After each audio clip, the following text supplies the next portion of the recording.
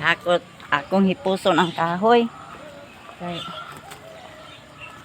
mura kauwan nun ba? Sunod adlaw.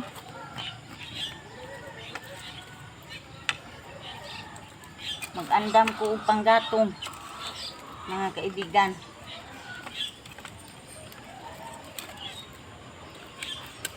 Dali ra yung uga-uga basta tikas-tikason.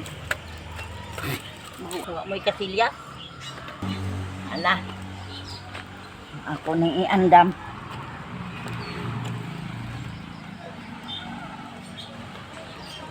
Ano ba kayong kilo ani?